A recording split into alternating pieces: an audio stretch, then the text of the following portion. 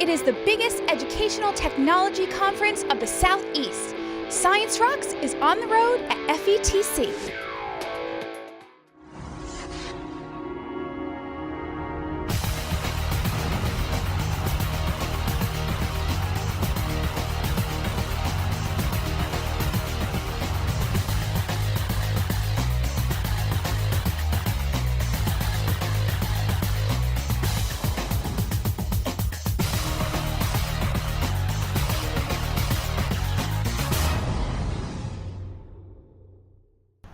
Hello, I'm Laura Spence, STEM specialist.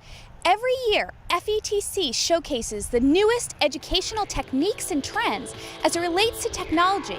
And this year, a big emphasis is on STEM.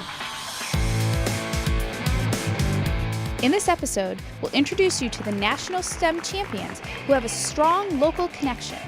We'll talk to a former astronaut who has an interesting perspective to get students interested in STEM.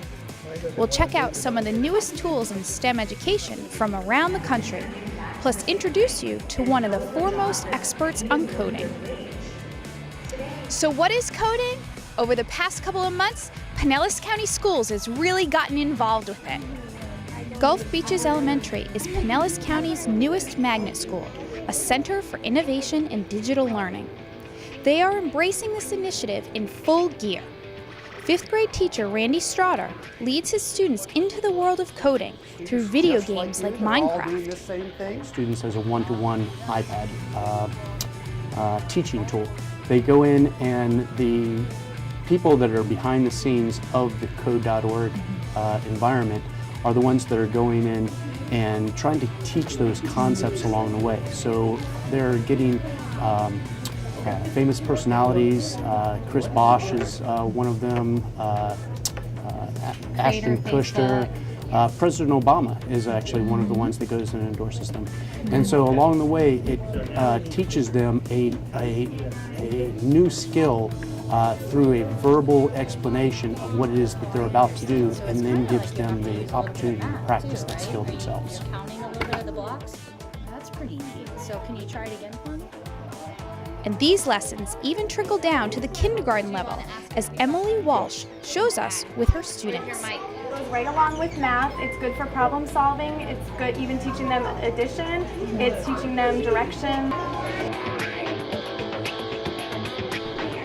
During October, we trained over 40 STEM Academy teachers to implement coding in their classroom. Recently, there was the Hour of Code at Tyrone Middle School. Let's go check it out. He has to move forward again, right? Today we've been preparing for our Hour of Code, where the students go into the Hour of Code website and they work on certain games, computer programming games such as Minecraft. Yeah, to your right. It's sort of a problem-solving type of computer programming where they don't automatically get it, so they have to try certain codes in order to successfully complete an Hour of Code.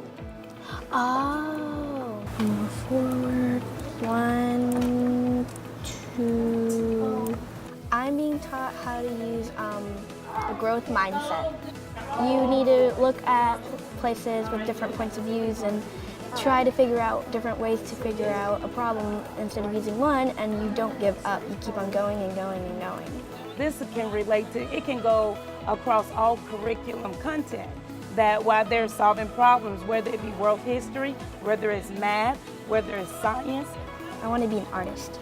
Let's say if I am doing some art and I feel that I'm not going to be successful doing it, I can use my growth mindset strategy to help me keep on going and not giving up.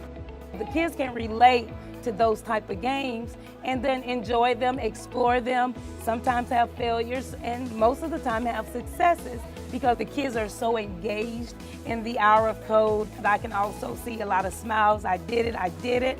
They've accomplished something. And so they've taken ownership in their learning to learn how to figure this out. So you can see, Pinellas County has done a lot with coding. And at FETC, the keynote speaker at the conference is a trailblazer in this field who has taken it to the next level.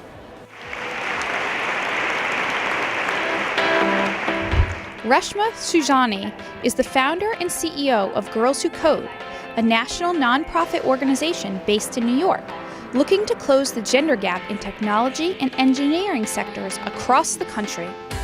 As the former deputy public advocate for New York City, Reshma has a long track record of bringing together public and private sectors to encourage entrepreneurship. But you might be surprised to hear about her science background. First of all, I run an organization called Girls Who Code, and I am not a coder. Both my parents were engineers, and so I have no excuse. I was one of those girls that was terrified of math and science growing up. But as you see all these jobs that are coming in the computing and technology related fields, 1.4 million, and the fact that less than 25% of them are going to be filled by women, that terrifies me as an American. And I truly believe that for the jobs of the future, which are in computer science and engineering, we need women. And that's why I've dedicated my life to this issue. That is truly amazing, and we're excited to be here with you. So during your keynote presentation in this room, you have a big message that you want to convey to educators, to technology moguls, to startup businesses. What's the message that you're hoping to convey today? Well, I think for me the message is the lack of women in computer science. I really believe it's the most important domestic issue of our nation's time. Like, we're missing out on innovation. And every day that goes by that we don't have computer science in every single classroom, it's a problem for our country. And so we have this group full of amazing educators and amazing technologists. They have the capacity to make sure that we get these programs in every single school, in every single community.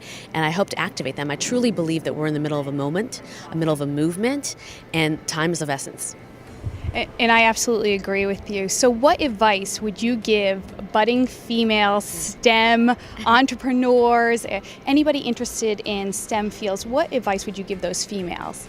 Well, I always say, whether you want to be Beyonce or Hillary Clinton, you need to learn how to code. And so everybody needs to learn how to code. You need to be able to have a conversation with an engineer, understand how your product works. Technology is a part of everything that we do. Women make 85% of all consumer purchases. We use social media at a rate of 600% more than men. We own the internet. And so we need to make sure that we get, I think, this skill set, which is the basic 21st century skill set that every person needs. And we're trying to work on that with Pinellas County Schools. So one of your platforms is about risk-taking and competition. Yeah. And those are skills not traditional in a classroom. But in our STEM academies, we try and emphasize those and get kids comfortable with that. Yeah. So what advice would you give to use risk-taking and competition as, a leg up for a career or an interest in STEM? Yeah. So I'm a fan of failure. I fail all the time. I get rejected all the time. And because of it, I've built a thick skin. And I think the thing about computer science is that everybody thinks coding is so hard, right? It's so tough. And then when you learn how to do it, you feel like you've gotten a superpower. And in doing it, you failed. You've gotten the code wrong over and over and over again. And so teaching coding to me is like teaching failing. And I think learning how to fail, learning how to take risks is so important. And that's a theme we'll see throughout the show as we talk to a former NASA astronaut, an NFL player who experienced his share of failure before reaching the highest levels of his career. But first, I'll take you to the National STEM Awards, and you'll see why Pinellas County is leading the way in STEM. Science Rocks rolls on from the Future of Education Technology Conference in Orlando.